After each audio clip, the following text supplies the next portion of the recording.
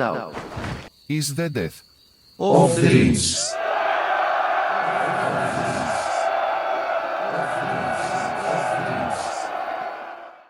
Doubt is the death of dreams, a unique phrase given as a call and response amongst the Eros and Azatites. Led by Aristarch, Adrastos Laurintos, and known as the Lights of Lorien. This force has, 4 months now, been driven by the fates.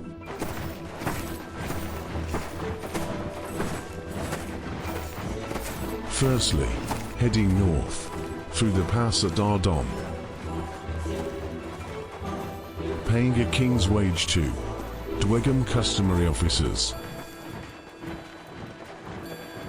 Then on to Narava, fighting through the adversity of winter and the woes of the road. At Narava, a secret, diplomatic meeting took place between Adrastos and members of the Chamberlain's Council. For the price of sensitive city-states information, the Eros and Azatites were given documents for safe travel across 100 kingdoms to the port of Hants. However, a cross was never the intention. A better description would be beyond, or through.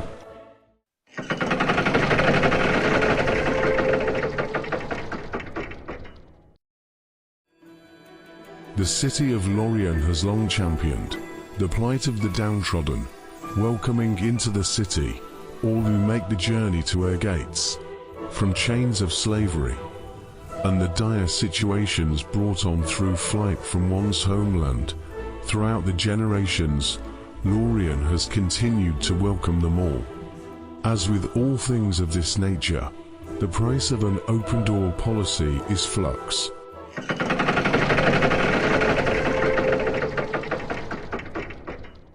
It was due to the embrace by the city of one individual, Gracchus, a pilgrim from the Huanotli oasis, and his prophetic dream, that the fate of the Eros and Azatites would be weaved.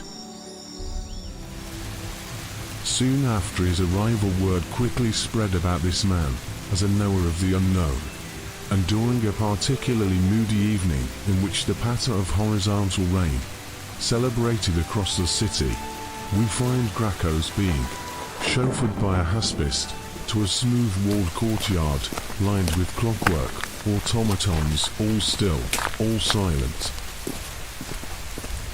I know why I am here, Mechanist, but I think you do not. Gracchus said in a tone filled with conviction. You have heard of me, no, and you wonder if it's true. Gracchus stepped deftly in front of the clockwork wonders, gazing at each one. Few in my homeland could say what a mechanist is. Your enemies only see the fire. However, I know you are really the custodian of the ways of our reality, and it is of this aspect that I intrigue you. Gracchus stated flatly, while staring at Bion. Then save your questions.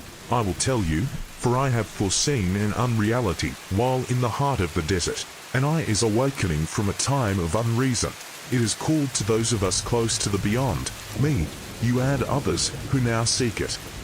Those whose sojourn has called them forth from the northern lands believe this is a relic from their myths and legends, but this is not so. Gracchus turned his head to the night sky. The eye is a conduit for unspeakable entities from beyond the mere histories of this world. Make no mistake, Mechanist, in the hands of others this will be the eye of doom. Turning his head to the sky, Bion understood. His own dreams aligned with the prophets. Bion suddenly turned and strode out of the courtyard. Gracchus's vision lingered on him a moment, before suddenly turning his attention to his surroundings. The eyeless faces of the clockwork hoplites began to glow.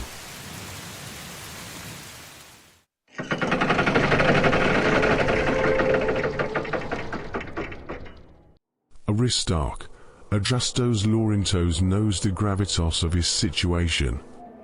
Hand-selected by the Lorien Council of Iliactides, sunbeams, Adrastos's favor is tentative at best.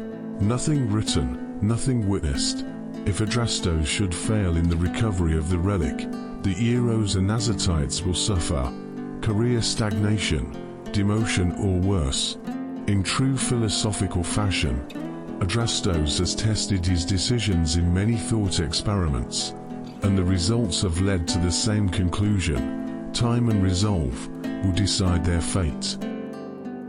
It is through the guidance of the mechanist Bion that the Eros and Azatites have undertaken their odyssey. Unlike the blind manifestation of the scholar's will, represented by Eidolons, those who walk the path of the mechanist move in accordance with an unseen mandate. Bion has recently read the portents and deciphered fragments of an omen that could see the reshaping of the world that is. Once confirmation was ascertained by the mysterious Gracchos, Bion has deftly set about putting plans in motion to save the city of Lorien and perhaps reality itself. For those outside of the city-states, the idea of having an Eidolon in their vicinity would truly be an unsettling experience. As tabula rasa, Eidolons like Eupraxia are the eyes and will of the Scully, and it is only through rigorous training that those like Andrastos can become accustomed to having such an oppressive presence close by. Eupraxia has been commanded to support the Eros and Azatites. Praxiteles' role within the Eros and Azatites is pivotal. As a polemarch with over 20 years of frontline campaigning, many alongside his current soldiers, Praxiteles can safely say he has seen all that this world can throw at him. The greater concerns of the mechanist Bion and Aristarch Adrastos are of no concern to Praxiteles. Steel held in a hand under his will, foot dug into the earth, and an enemy of light in his sight. These are what Praxiteles chooses to focus on. It is said of the Eparchos commander, Caiaphas, that in the fury of battle his spear, V Victis, is pure light, and his steed, Tidal, hails from Tartarus.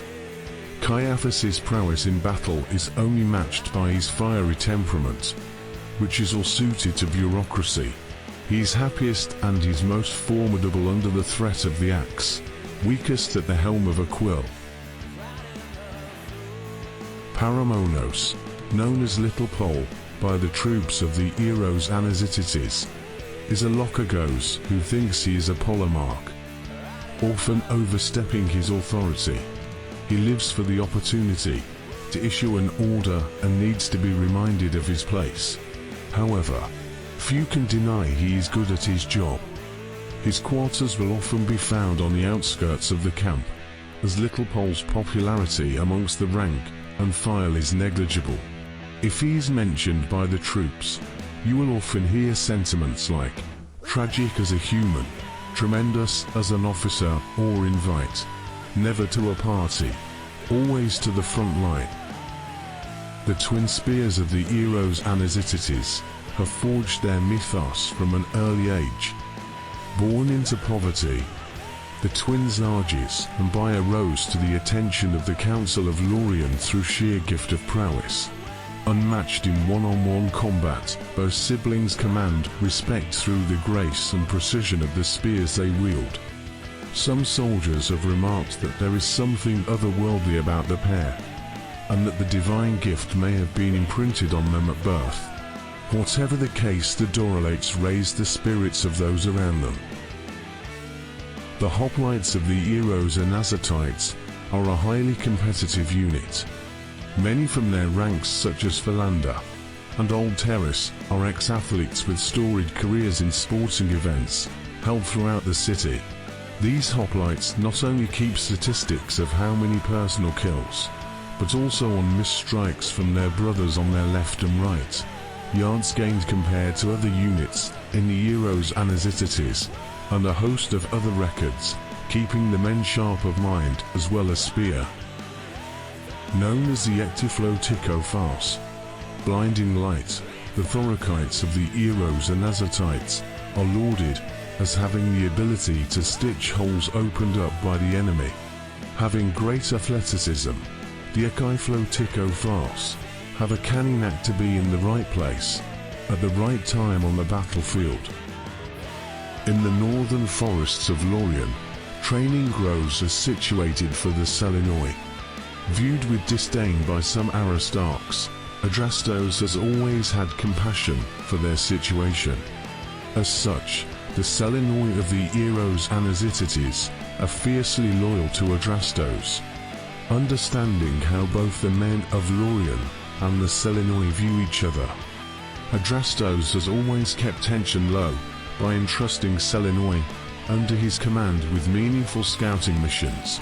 It is on one such mission that fate would join together the Eros Anazitites and the little-known Hundred Kingdoms force known as the Hax Company.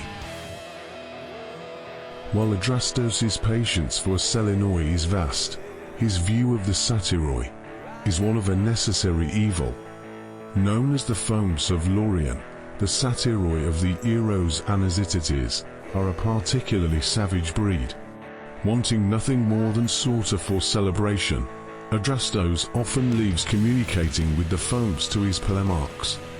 Point them at a task, and watch them leave a wake of brutality. The Haspists of Lorien undergo a specific training regime. They are not trained to fight alongside each other, but instead in the vicinity of men. This heavy focus on close-quarter fighting with men has seen a twofold effect. Firstly, they form deep bonds with their citizenry brethren, and secondly, they become attuned to the attacks from those of a smaller frame. This honed skill has made them into an inside joke for the troops. What do you call the auxiliary unit in the Eros Anazitites? The men. The Thyrans of the Eros Anazitites have an element of discipline envied by other city-states. Adrastos has put a particular focus into sanding off the hyper-aggressive elements of his Thyrian troops, instead putting emphasis into their capacity for decision-making. As such, they often catch the enemy off guard, as they tactically select where and when to do what they do best: smash and bash. The Inquisitors operate under the watchful eye of the Eidolon Eupraxia within the Eros Anazitites, and are the executors of his will. Unsettling and unknowable, the men of the Eros Anazitites give the Inquisitors a respect for wide berth, for their intentions are not always aligned with the democratic ideals of Lorien. The Ogemar of the Eros Anazitites are the personal god of Lorien's councillor Plausios. Plausios is something of a benefactor to Adrastos, and as such has lent his dearest and most expensive unit to the cause. Adrastos is under no illusion that, like the Inquisitors acting on behalf of the Scoli, amongst the ranks of the Ogemar, there will be those who owe loyalty to others.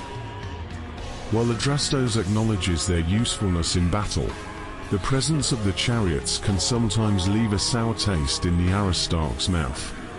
A symbol of Lorien's hierarchy and wealth structure, chariots attached to the Eros Anazitites are moving advertisements. The lions are sponsored by wealthy donors, and drivers often wear the insignia of specific houses and families. Nothing is sacred, as chariots can be painted in house colors or be adorned with emblems. The Scorpios and Floggerborn currently in his employ thankfully come from a family with some modesty and restraint. Adrastos believes his professional corps of phalangites to be on a well-deserved seasonal rest, and in his heart of hearts, he's glad that on this peculiar mission they will not be at risk. However, Adrastos is severely underestimating the loyalty of his dedicated phalangites. Tolos, legend has it, Lorien is graced every 7 generations by the Tolos, who comes to the aid of the city.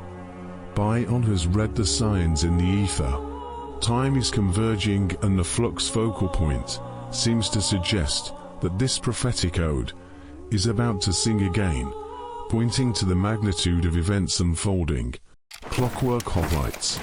Unbeknownst to Adrastos, Bion has been meticulously cultivating the production of Techn clockwork hoplites. Aware of the gravity of this mission, Bion has set plans within plans for the arrival of assistance, should they be needed.